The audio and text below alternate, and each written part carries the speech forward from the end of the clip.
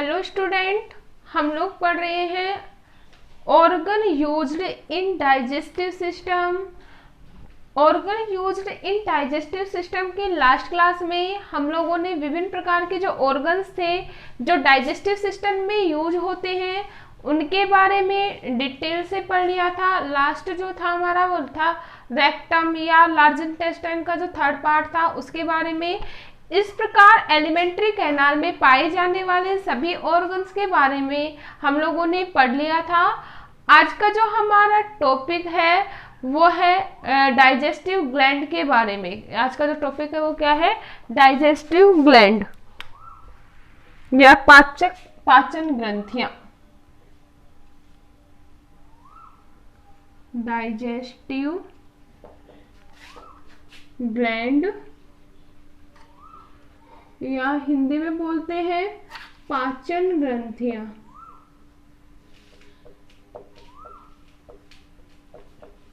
नाम ही क्या है भाई? Digestive gland. जो ये ग्रंथियां होती हैं वो एलिमेंट्री कैनाल में पाई जाने वाली डाइजेस्टिव ग्लैंड के अतिरिक्त पाई जाने वाली ग्लैंड्स है जो पाचन में अपनी महत्वपूर्ण भूमिका निभाती हैं। क्लियर है? जो डाइजेस्टिव ग्लैंड होती है वो है 3। मुख्य रूप से कितने प्रकार की पाई जा रही है भाई? 3 टाइप्स की। फर्स्ट है सैलावरी ग्लैंड या हम लोग बोल सकते हैं लार ग्रंथि। सैलावरी ग्लैंड हिंदी में बोलते हैं लार ग्रंथि।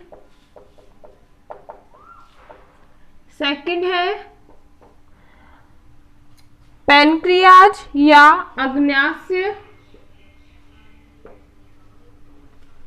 पैनक्रियाज या अग्न्याशय।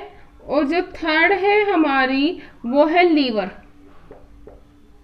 या यकृत। क्लियर है? तो पाचन ग्रंथियां मुख्य रूप से कितने टाइप्स की हो गई भाई?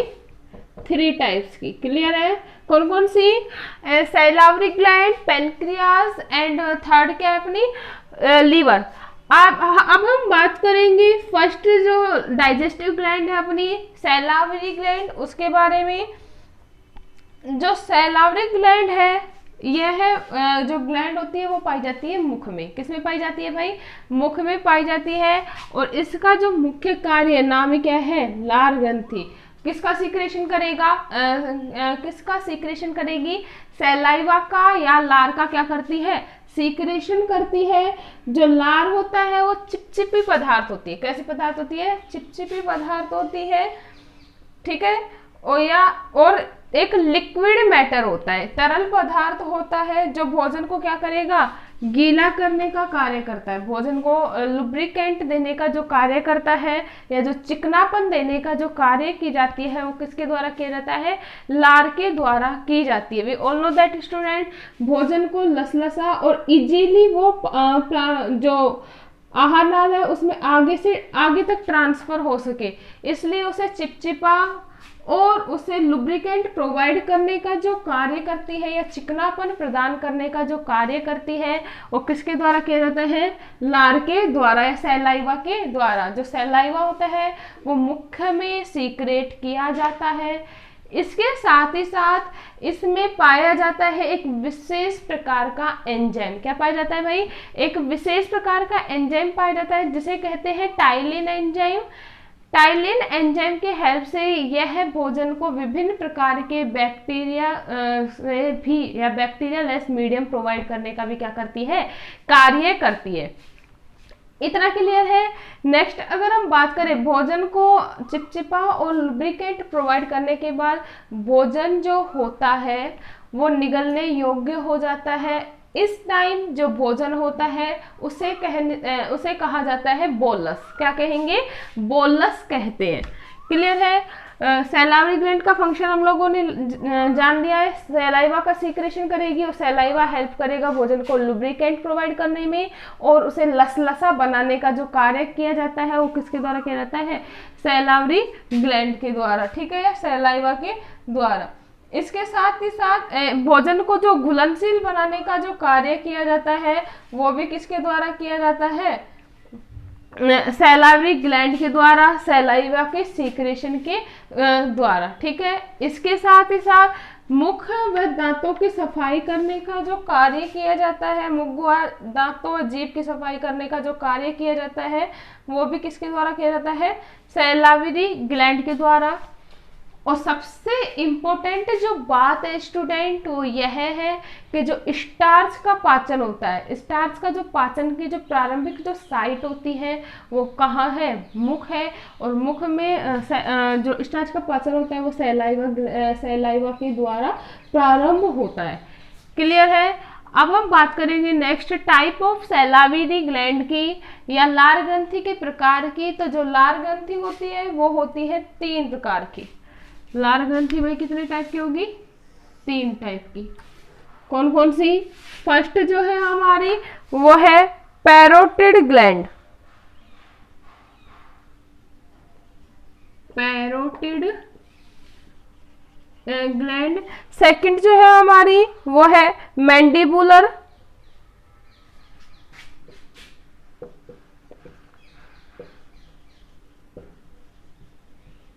ठीक है, मैंडिबुलर ग्लैंड। और जो थर्ड है हमारी वो है सबलिंगुअल ग्लैंड,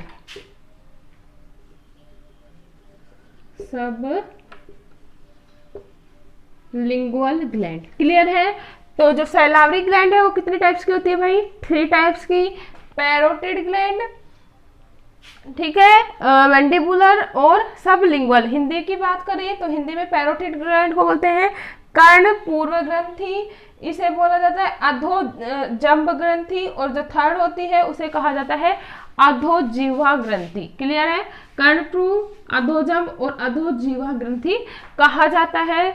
जो पैरोटिड ग्लैंड होती है इसका जो मुख्य कार्य होता है ये करती है सीरमी तरल का स्राव, सीरमी तरल का क्या करती है, स्राव करती है। और इसकी जो स्थिति होती है या ये कहाँ पाई जाती है, ये पाई जाती है गालों में। कहाँ पाई जाती है भाई, गालों में। क्लियर है। नेक्स्ट अगर हम बात करें मैंडिबुलर ग्लैंड की, ठीक है, तो जो मैंडिबुलर जो ग्लैंड होती है यह मिश्रित ग्रंथि होती है। कैसी ग्रंथि होती है भाई, मिश्रित ग्रंथि। मिश्रित का मतलब यह जो ग्रंथि होती है वो दोनों की मध्यस्थ होती है। कौन कौन सी, पैरोटिड ग्लैंड की और सबलिंगुअल ग्लैंड की। मतलब यह मिश्रित रूप है किस किस का, पैरोटिड का और सबलिंगुअल ग्लैंड का। और इसका जो मुख्य कार्य होता है तरल तथा श्लेष्मिक श्रवण। क्या करती है, तरल का श्रवण करती है और किसका श्रवण करती है, श्लेष्मा का क्या करती है, श्रवण। क्लियर है। तो ये था हमारा मैंडिबुलर ग्लैंड। थर्ड हम बात करेंगे सबलिंगुअल ग्लैंड। जो सबलिंगुअल ग्लैंड है भाई सिंपल सी बात है, तरल का सीक्रेशन कौन कर रही है, याद रखने का ट्रिक है, तरल का सीक्रेशन कौन कर रही है, पैरोटिड ग्लैंड। तो सेकंड बात है यह है मैंडिबुलर जो ग्लैंड है वो किस किस का मध्यस्थ है, मिश्रित रूप है। मैंडिबुलर जो ग्लैंड है वो सबलिंगुअल और पैरोटिड ग्लैंड का क्या है, मिश्रित रूप है। तो तरल का सीक्रेशन किसने किया, पैरोटिड ग्लैंड ने। तो सिंपल सी बात है सबलिंगुअल ग्लैंड किसका सीक्रेशन करेगी भाई, श्लेष्मा का। ठीक है। तो इसका जो मुख्य कार्य होता है वो क्या होता है, श्लेष्मिक श्रवण।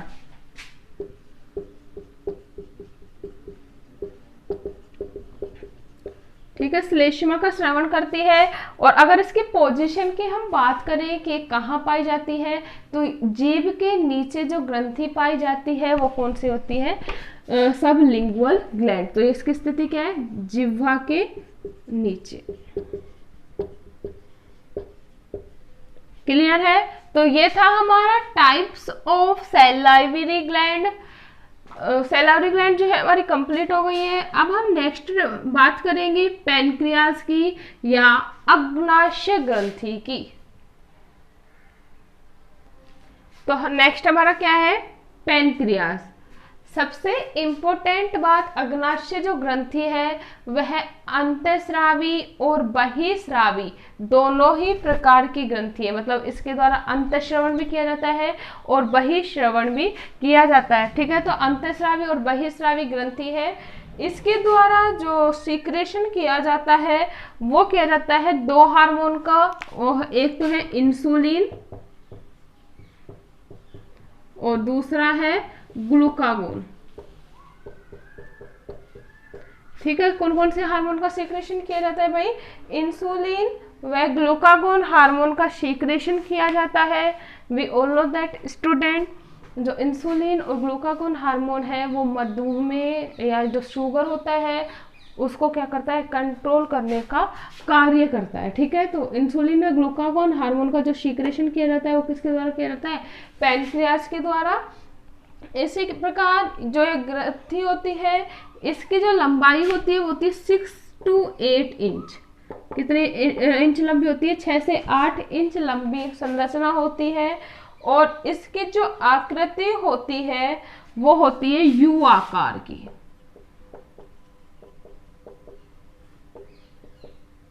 किस शेप की संरचना होती है भाई? यू आकार की संरचना होती है। इसकी जो लंबाई होती है वो कितनी होती है? 6 से 8 इंच लंबी संरचना होती है। ठीक है, जो यह ग्रंथि होती है इसके द्वारा विभिन्न प्रकार के एंजाइमों का सीक्रेशन किया जाता है। विभिन्न प्रकार के एंजाइम्स जो होते हैं वो फूड के डाइजेशन में क्या करते हैं? हेल्प करते हैं। विभिन्न प्रकार के एंजाइम कौन कौन, विभिन्न प्रकार के एंजाइमों का क्या किया जाता है? श्रवण किया जाता है जो फूड के डाइजेशन में हेल्प करते हैं। मुख्य रूप से ये जो एंजाइम होते हैं वो छोटी आंत में और जो छोटी आंत होती है उसमें प्रोटीन, वसा व कार्बोहाइड्रेट पाचन में क्या करते हैं? मदद। विभिन्न जो एंजाइम है कहाँ पर? छोटी आंत में, स्मॉल इंटेस्टाइन में हेल्प करते हैं। किस किस के पाचन में? कार्बोहाइड्रेट, प्रोटीन व वसा के पाचन में क्या करते हैं? हेल्प करते हैं। वसा के पाचन में क्या करते हैं भाई? हेल्प। ठीक है, किसके द्वारा सीक्रेशन किया जाता है? विभिन्न प्रकार के एंजाइम का पैनक्रियाज ग्लैंड के द्वारा। ठीक है, जो we all know that student, insulin व ग्लूकागोन हार्मोन है, इनके द्वारा किसको नियंत्रित किया जाता है? शर्करा के स्तर को। इंसुलिन व ग्लूकागोन हार्मोन के द्वारा किसको नियंत्रित किया जाता है? शर्करा के स्तर को नियंत्रित किया जाता है। We all know that student, अगर शर्करा का स्तर क्या हो जाता है? आउट ऑफ कंट्रोल, मतलब अगर शर्करा की कमी हो जाती है बॉडी में और या अधिकता हो जाती है तो डायबिटीज़ डिजीज हो जाती है। ठीक है, हम लोगों ने बहुत बार सुना भी होगा कि जो डायबिटीज़ पेशेंट है वो इंसुलिन ले रहे हैं। ठीक है, तो इंसुलिन क्या है? ये शुगर को कंट्रोल करने का क्या करता है? कार्य, शुगर के लेवल को कंट्रोल करने का कार्य करता है। इतना क्लियर है? We all know that student, जो ग्लूकोज होता है वो बॉडी में क्या करता है? एनर्जी प्रोड्यूस करने का कार्य करता है। ठीक है, तो ये थी हमारी पैनक्रियाज ग्लैंड। नेक्स्ट क्लास में हम लोग पढ़ेंगे लीवर के बारे में। इतना क्लियर है?